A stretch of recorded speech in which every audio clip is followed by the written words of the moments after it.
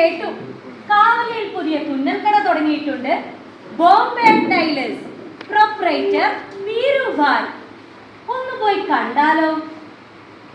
അല്ലെങ്കിലും തുന്നൽക്കാരെ പണ്ടേ എനിക്കിഷ്ടം.